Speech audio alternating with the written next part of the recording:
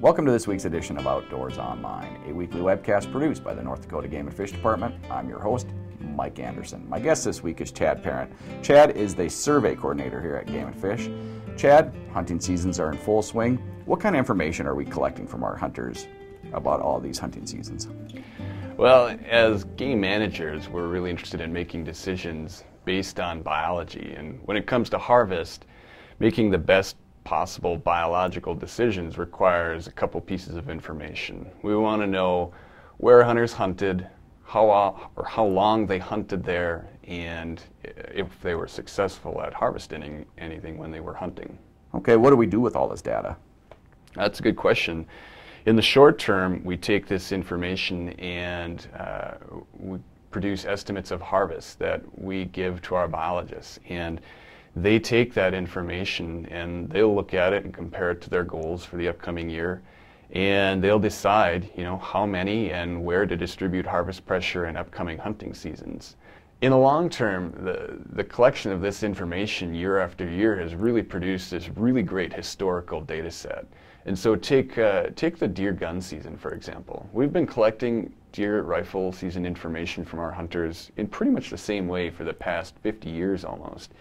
And that allows us to ask some really cool questions and to make some really great insights. So if we assume that the change in the amount of harvest year after year is the same as the change in the actual population size of the deer, then we can basically use harvest information as a stand-in for population size. And what we can do from that then is we can compare deer population trends today and look at any reference point in the past 50 years and understand that much better the status of the deer population. And that's a really powerful big picture tool that not a lot of state agencies have, and I think it's one of the great legacies of collecting our harvest information the way we have at the Game and Fish. Game and Fish provides hunters with a lot of technology, GPS, maps, plots, maps, a lot of online tools. How are we using technology to survey our hunters? It's a good question. It's a question I get asked a lot by our hunters. They'll just write it on to one of our paper surveys. And so right now, one of my pushes is to create an internet-based version of our standard paper survey that we would send out to hunters through the mail. And we're using an online survey tool to start exploring, exactly how to do that. Okay, what are the benefits of electronic surveys? Well, some of the immediate benefits are they're just more cost effective. We're not paying for an envelope. We're not paying to print the survey and postage. But I think there are two really important benefits, like beyond the cost of sending these out. And the first one is convenience to our hunters. We have a generation of hunters now who are pretty much doing everything in their life online. They're paying their bills online. They're communicating online. They're watching television online. And so I think they ought to be able to complete their deer survey online as well. And kind of the second benefit is the immediacy with which we can collect this information and give it back to our biologists. With a paper survey, we would have to send that survey out to the hunters and wait for it to get delivered by the post office. Assuming they returned it right away as soon as they got it, we'd have to wait for it to come back and it gets into our office so that our staff can open the survey and put it on my desk to process. And that process can sometimes take 2 or 3 weeks before I can get information back to our biologists. Whereas with these online surveys, it happens in real time. Right. These mail surveys have been a very important tool for us for the last 50 years. How are we going to make sure these electronic surveys are going to be just as good? Well, this is definitely a mode of delivery that we're really interested in, and we want to learn as much as we can before we jump into it. And so one of the things, or part of the learning process, is going to our colleagues in other agencies and learning from what they did. And what they'll tell you is that mail surveys for a lot of our hunters are still going to be the gold standard.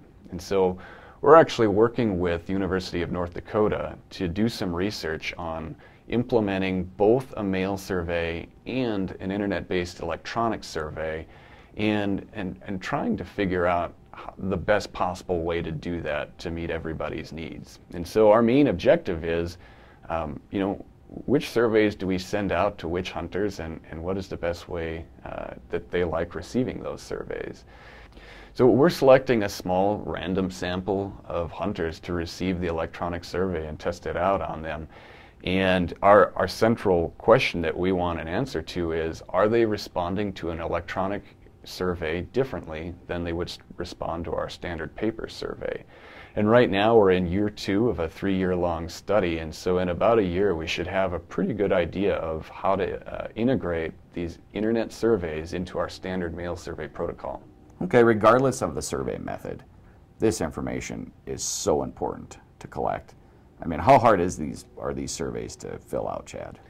You know, they're pretty straightforward, and takes you less than, what, 30 seconds probably in a lot of cases? Yeah, you know, if you're good at completing these things and if you've seen them before, and I think most of our hunters have, it's probably not the first time they've filled out one of these surveys through the mail, you know, it's probably going to take less than a minute to get it out there. So if you get one in the mail, take just a little bit of time to fill that information out, because it's very useful for our biologists.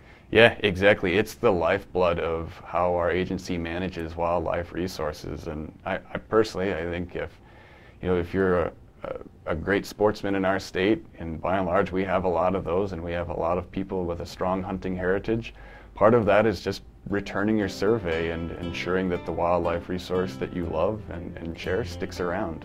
A lot of good information, Chad. Thank you. You bet.